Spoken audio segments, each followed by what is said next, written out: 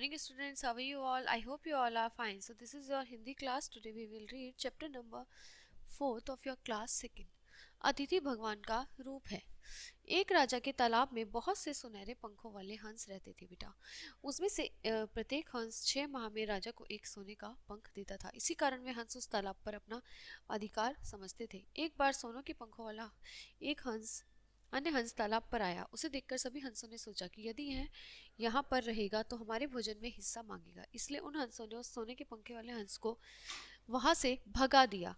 उस सोने के पंखों वाले हंस ने राजा से जाकर कहा, महाराज, वे हंस उस तालाब पर अपना अधिकार समझते हैं। वे आपको 6 माह में सोने का एक पंख देते हैं। यदि आप मुझे वहां रहने दें तो मैं आपको रोज सोने के पंख दिया करूंगा। राजा को हंस की बात अच्छी लगी।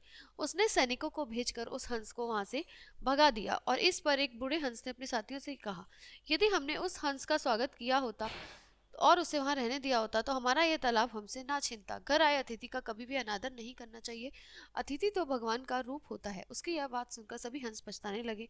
पर अब क्या हो सकता है, जब चिड़िया चुग गई खेत अब पछताहट क्या होता, ऐसे कहावत है ना बेटा। तो इसलिए हमारे जो अतिथि होते हैं, जो हमारे घर आते हैं गेस्ट, वो भगवान का रूप होते हैं। हमें उनका हमेशा आदर सत्कार करना चाहिए और उनको कभी भी निराश नहीं करना चाहिए। तो ये आपका पार्ट यहीं पे समाप्त होता है। अब हम आपको अगली कक्षा में मिलते हैं अगले पार्ट के साथ। तब तक के लिए bye bye students, have a nice day.